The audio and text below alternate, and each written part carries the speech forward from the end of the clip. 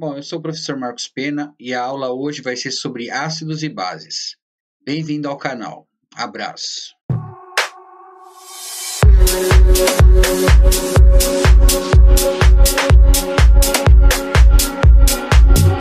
Bom, para começar a falar de ácido e base, a gente vai começar falando sobre o Arrhenius. O Arrhenius é um dos primeiros a falar sobre ácidos e bases. Então, ele classificou ácido como substâncias que em solução aquosa aumentam a concentração do íon hidrogênio, H+.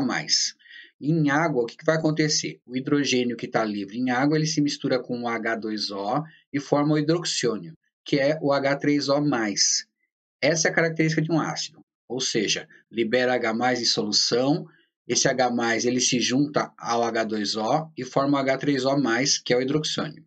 E as bases? As bases são soluções aquosas que aumentam a concentração da hidroxila. Hidroxila é OH-.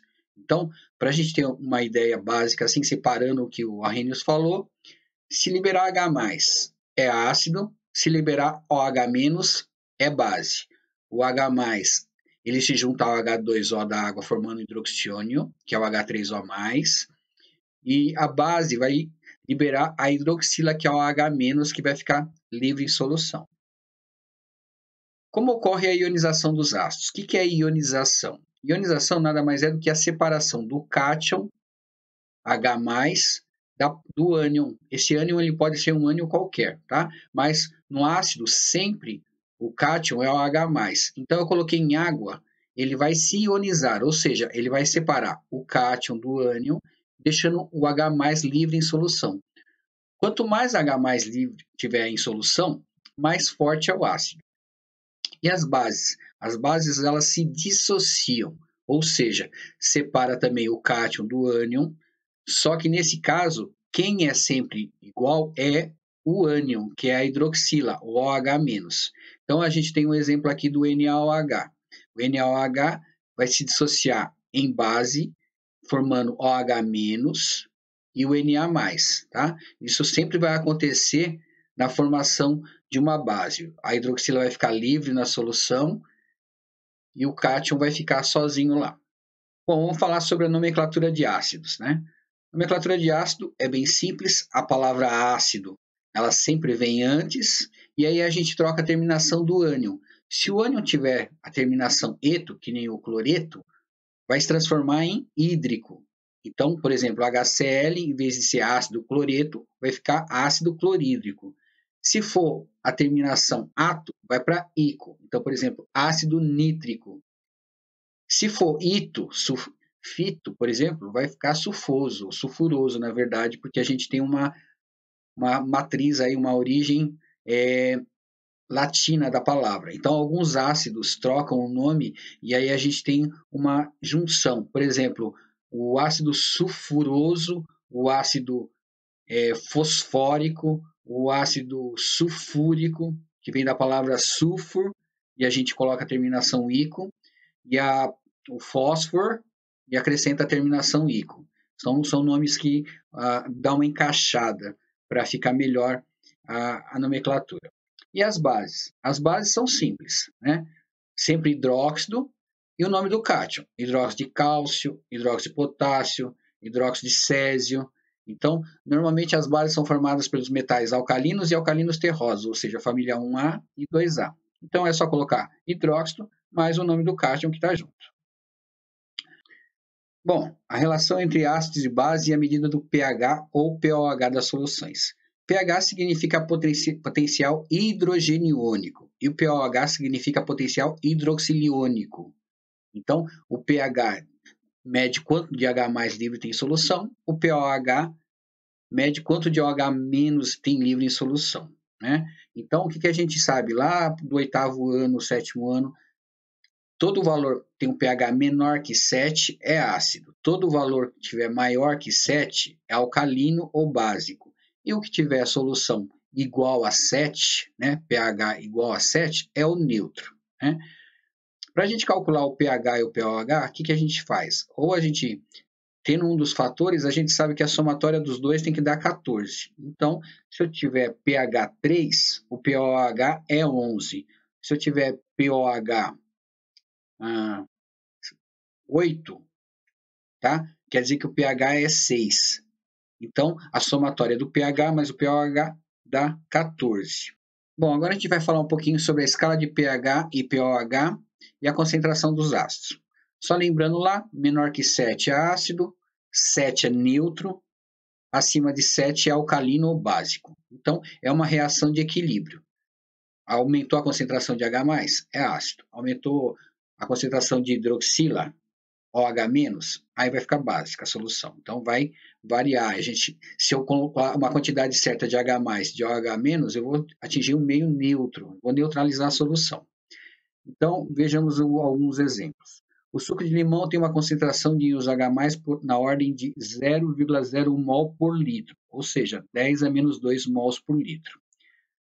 Para calcular o pH, a fórmula do pH é pH igual a menos log de H+. A gente pode calcular direto na calculadora, usar uma tabela matemática ou fazer só a conta do mais simples. A potência, como é menor que 1, ela é negativa, e como tem o sinal menos na frente do log, né, esse menos com esse menos da potência vai dar positivo. Então, o número da potência vai se transformar no pH. Então, o pH da solução é 2. Isso nesse tipo de exercício que é o mais simples, tá? Então, eu transformo em potência de 10 e o valor da potência é o valor do pH. Vamos a outro exemplo de aplicação. O estômago produz suco gástrico, constituído de ácido clorídrico, muco, enzimas e sais. O valor de pH no interior do estômago deriva principalmente do ácido clorídrico presente. Sendo o ácido clorídrico um ácido forte, a sua ionização é total em meio aquoso, e a concentração de H+ em quantidade de matéria nesse meio será a mesma do ácido clorídrico da origem. Qual o pH e pOH de uma solução aquosa de ácido clorídrico em concentração de 0,01 mol por litro? Então, o que a gente vai fazer? Transformar isso em potência de 10. Transformando 0,01 em potência de 10 vai dar 10 a menos 3. Portanto, pH é igual a menos log de H+, menos log de 0,01 é igual a 10 a menos 3. O pH da solução é 3. Para mim saber o pOH, o que eu vou fazer? Somatória de pH mais pOH dá 14. Se eu tenho 3 de pH, eu tenho, na verdade, 11 de pOH. Né? Então, pH mais pOH dá 14.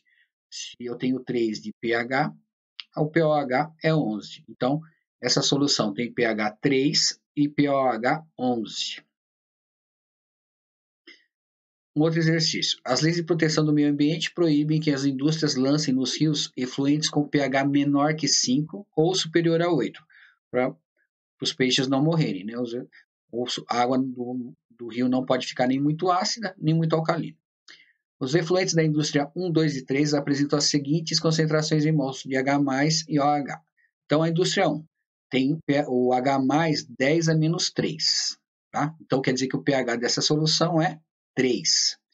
A indústria 2 tem o OH 10 a menos 5, ou seja, quer dizer que o pH da solução é 9, tá? Porque 14 menos 5 dá 9. E a 3 tem o OH menos igual a 10 a menos 8, quer dizer que o pH da solução é 6, porque 6 mais 8 dá 14. Então, ele fala que a faixa aceitável é de 5 a 8 pH. O primeiro, o pH dava 3, né? Não tem como ser ele. O 2, o pOH está 5, quer dizer que o pH é 9, passou de 8. Então, o único que o pH deu 6 é a 3. Então, a única indústria que é possível é a indústria 3. pH 3 fora, o pH 9 fora e o pH da 3 dá 6, então é a única indústria. Bom, então a parte de pH, pOH, está diretamente ligado aos ácidos e às bases, né? Os ácidos, segundo a Arrhenius, são substâncias que liberam H+, as bases são substâncias que em solução aquosa liberam a hidroxila, OH-. Quanto mais H+, mais ácido é a substância. Quanto mais OH+, mais alcalina é a substância. Se eu juntar uma substância ácida forte com uma substância alcalina forte, eu vou ter um pH neutro, que é o pH 7, né? Fora isso, eu vou ter ou acidez ou basicidade. A aula de hoje foi bem simples, a nomenclatura é bem fácil, os hidróxidos é só colocar o nome do cátion, mas a palavra hidróxido, hidróxido de cálcio, hidróxido de potássio, hidróxido de césio, hidróxido de ferro 2, hidróxido de cobre, e aí a gente vai tendo vários hidróxidos. Os ácidos têm a troca da terminação, se terminar em eto vai para hídrico, se terminar em ito vai para oso, se terminar em ato vai para I. Então a gente vai ter ácido sulfúrico, ácido iodídrico, ácido fluorídrico, ácido cianídrico. Beleza? Então essa foi a aula de hoje. Agora a gente pode continuar fazendo os exercícios. Abraço.